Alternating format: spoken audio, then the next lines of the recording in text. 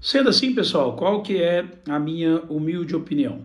Bom, depois desse primeiro ponto, que é quase que um esclarecimento sobre aquilo que eu entendo sobre valores democráticos, né, e que tem esbarrado até em alguns aspectos éticos, né, muitas pessoas não têm muita compreensão sobre esses valores no Brasil de hoje, tá? É primeiro a gente entender um pouco sobre o perfil eleitoral brasileiro, o perfil do eleitor, tá? No Brasil, a grande maioria dos eleitores, né, eles têm um precário índice de escolaridade, né, um reflexo do nosso sistema educacional tão precário e com números tão ruins, inclusive em uma realidade latino-americana, que está longe de ser um exemplo, né, de região desenvolvida educacionalmente no mundo. Somado a isso, no Brasil, mesmo aqueles que têm um índice de escolaridade mais elevado, raramente tiveram um processo de formação básica com um grau de consciência política, ou seja, tá, o debate político, a consciência política, ela não faz muita parte do currículo, tá, básico brasileiro.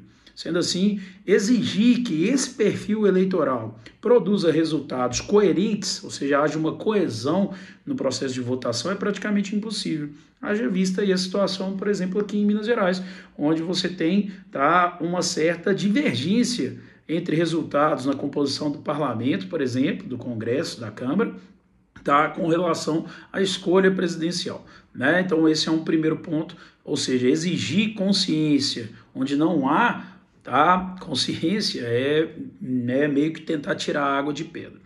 Bom, visto os resultados, eu tenho a seguinte leitura.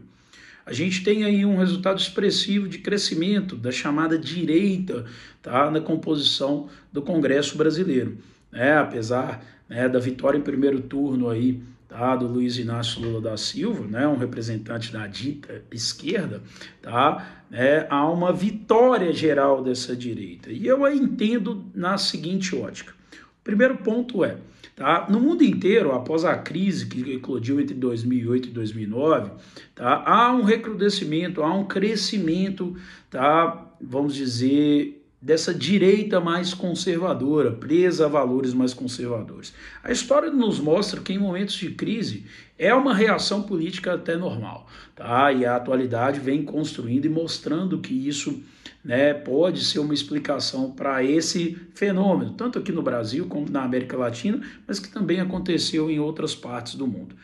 Trazendo mais para a realidade brasileira, eu compreendo dois pontos importantes. Um deles, né, que é, vamos dizer, quase que eleitoral, e outro que eu diria ser um tanto quanto obscuro, até mesmo tenebroso na leitura mais ácida. Qual que é esse primeiro ponto eleitoral? Vendo o crescimento da direita em outros processos e vendo até os próprios resultados da eleição de 2018, muitos políticos do chamado centro, tá, eles bascularam, eles se alinharam mais à direita, pensando, né, em seus processos eleitorais. Então, houve uma migração significativa de indivíduos de partido de centro para, tá, a chamada direita no Brasil. Então, há aí aquele cara que era mais isento, aquele cara que estava ali muito mais ligado a uma governabilidade, que era, né, o famoso brasileiro aí, né, no linguajar brasileiro, Maria vai com as outras, tá se alinhando mais à direita, porque é essa a tendência atual. Tá? Então esse é um primeiro ponto, que é um ponto eleitoral e que precisa ser visto. Tá? Tanto partidos quanto políticos, tá, migraram um pouco para a direita política no Brasil. O segundo ponto, que para mim é mais obscuro ou tenebroso, tá, é porque a gente tem essa onda, esse momento de crise, trazendo um tom mais conservadorista ao posicionamento político no mundo inteiro. Tá? No caso do Brasil, isso é um pouco tenebroso porque essa direita conservadora, ela tem se apegado a bandeiras que não necessariamente são bandeiras que vão construir uma evolução política para o país. O que eu quero dizer? Tá? Hoje, né, no pleito eleitoral, a gente viu uma direita que se apegou a valores como, né, a perspectiva do cristianismo, ou seja, uma perspectiva religiosa em um país que é laico, né, em um país onde a liberdade religiosa é prevista pela Constituição. A gente viu a direita se apegando muito à perspectiva, tá, do armamento, né, ou seja, o discurso, né, da defesa do direito ao armamento, que pode ser uma pauta a ser debatida, mas está longe de ser uma prioridade dentro, né, das inúmeras pautas que o Brasil tem que discutir para a evolução e melhoria das condições de vida da sociedade.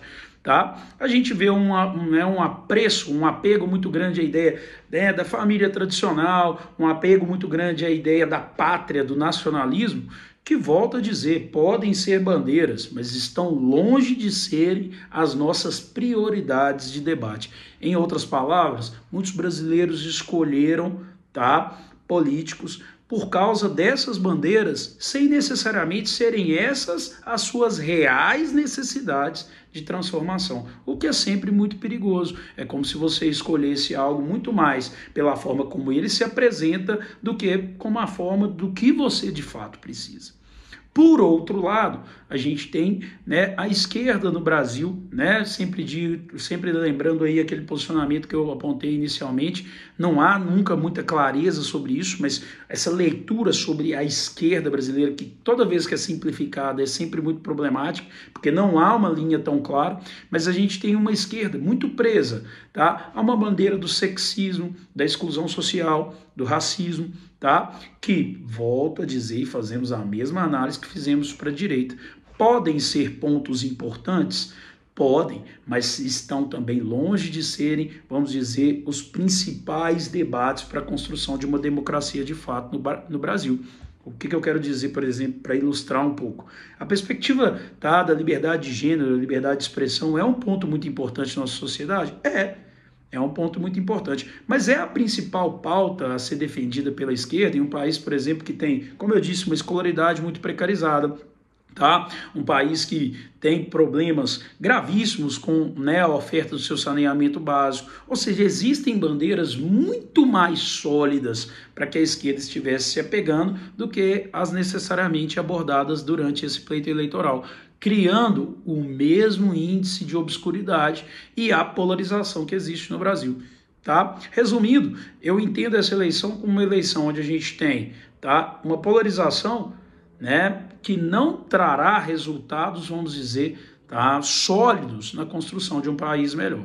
E, mais ainda, criará uma dificuldade de governabilidade para, né, o Luiz Inácio Lula da Silva, caso ele seja eleito como, né, chefe de Estado. Então você vai ter uma dificuldade de governabilidade por causa de um Congresso muito formado por essa direita, né? Então vai haver uma necessidade de negociação muito grande, tá? E por outro lado, caso ocorra uma reviravolta nesse segundo turno, enxergo, né, uma campanha, né, do Jair Messias Bolsonaro construída muitas vezes em pautas que não estão atendendo à real ótica ou aos reais desejos da população brasileira. Uma vez eleito, o chefe de Estado, né, por uma questão até ética, deveria defender os valores da, né, população, ou seja, deveria se apegar a esses desejos populares e não necessariamente a pautas obrigatoriamente conservadoras. Bom, essa é uma breve análise, lógico que é tudo muito superficial, né? E para que cada um tenha, né, sua opinião, essa, como eu disse, é a minha, é preciso aí, né, se aprofundar, ler e criar esse senso crítico, né? É fundamental para que isso seja construído, tá? Valeu, um grande abraço, tá? Espero ter sido de utilidade esse pequeno vídeo, tá? E, né, que tenhamos aí um processo tranquilo e que a democracia prevaleça, né, e que sejam respeitadas as individualidades, as opiniões, tá? E mais do que isso, os direitos de cada um, tá? Vamos construir um país aí melhor a partir desse debate político. Grande abraço, valeu!